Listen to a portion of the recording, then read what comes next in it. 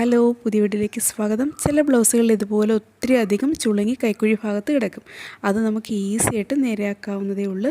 അത് അങ്ങനെ തന്നെ ചുളോടുകൂടി ഇട്ടുകൊണ്ടിടാൻ നമുക്കൊരു സന്തോഷം കിട്ടത്തുമില്ല, പ്രായം തോന്നിക്കുകയും ചെയ്യും. ഇത് ശരിയാക്കുന്നതിന് കൈ മൊത്തത്തിലിങ്ങനെ ഇളക്കിയെടുക്കുകയൊന്നും വേണ്ട.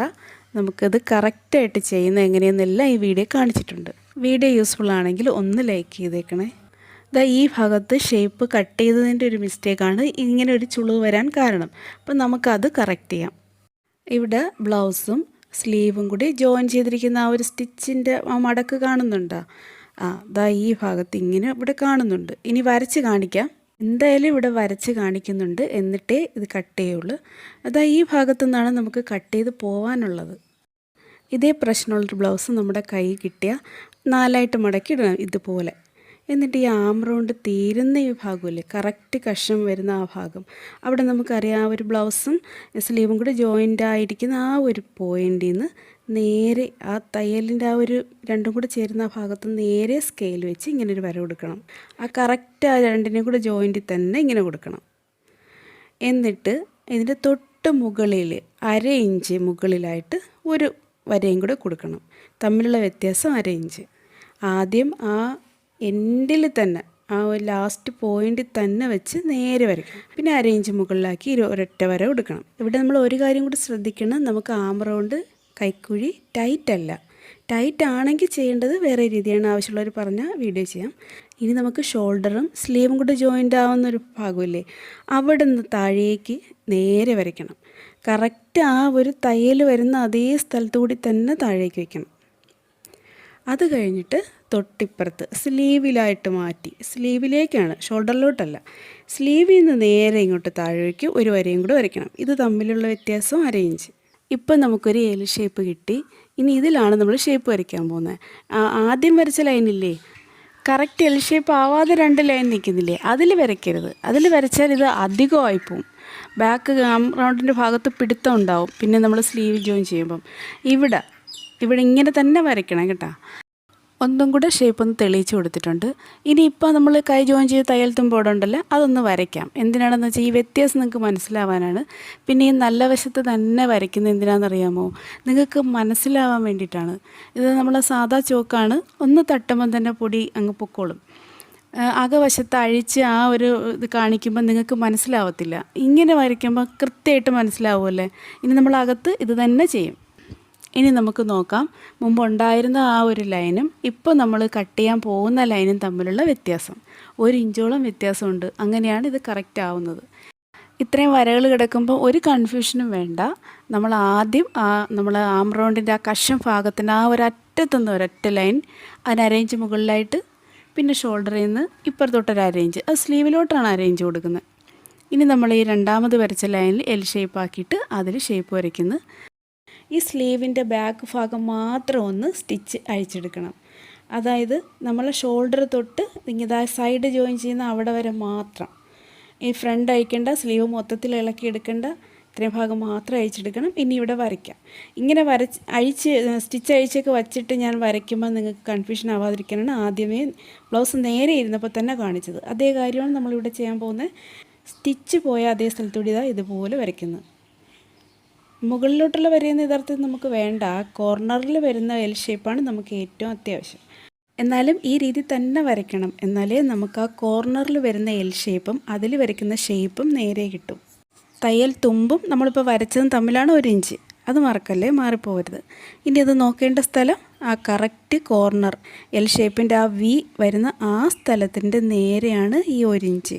ഇനി ഇതിൻ്റെ അപ്പുറത്തോട്ടും ഇപ്പുറത്തോട്ടും ഈ 1 ഇഞ്ച് വ്യത്യാസം കുറഞ്ഞു വരും, അറിയാമല്ലേ. വെട്ടുമ്പോൾ ശ്രദ്ധിക്കേണ്ടത്, നമ്മളെ ബ്ലൗസിൻ്റെ വേറെ ഏത് ഭാഗത്തും വെട്ട് കൊള്ളുന്നില്ല. കത്രികയിൽ ഈ ഭാഗം മാത്രമേ ഉള്ളൂ എന്ന് ഉറപ്പ് വരുത്തിയിട്ട് കട്ട് ചെയ്യണം. 2 സ്ലീവും ഇതുപോലെ ചെയ്യണം.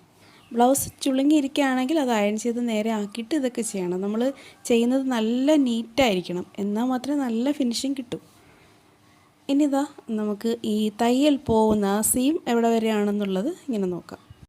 നമ്മുടെ ഈ ബ്ലൗസിൽ ആ ഒരുപാട് അധികമായിട്ട് ഇങ്ങനെ കൂടി കുട പോലെ നിന്ന ആ ഒരു ചുളിവ്, അത് ബാക്ക് പീസിലായിരുന്നു കൂടുതൽ, സ്ലീവിലധികം ഇല്ലായിരുന്നു. അതുകൊണ്ടാണ് നമ്മൾ ബാക്ക് പീസ് മാത്രം കട്ട് ചെയ്തത്. ഇപ്പോൾ സ്ലീവ് ഇതിന് കറക്റ്റാണോ നമുക്ക് നോക്കാം.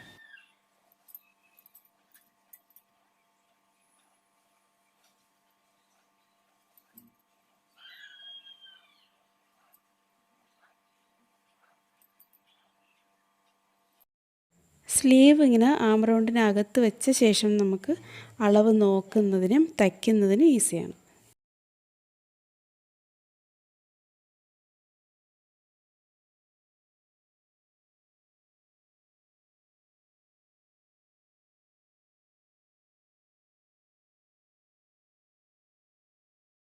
ഇവിടെ നമുക്ക് സ്ലീവ് കറക്റ്റാണ്. ഇനി ഓരോരുത്തരും വെട്ടുന്ന ഷേപ്പിൻ്റെ വ്യത്യാസത്തിനനുസരിച്ച് അഥവാ തികയാതെ വന്നിട്ടുണ്ടെങ്കിൽ നമുക്കിവിടെ ഒന്ന് ഷേപ്പ് ചെയ്ത് കൊടുക്കുമ്പോൾ ലെങ്ത് കൂടും.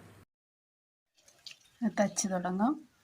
അപ്പോൾ ഫ്രണ്ട് വശമൊന്നും നമ്മളൊന്നും ചെയ്തിട്ടില്ല. ഇതിൻ്റെ നേരെ ബാക്ക് സൈഡാണ് നമ്മൾ അഴിച്ചിട്ടിരിക്കുന്നത്. ഇവിടെ നമുക്ക് ഷോൾഡർ മുതൽ ഇങ്ങോട്ടിങ്ങ് തച്ച് തുടങ്ങാം.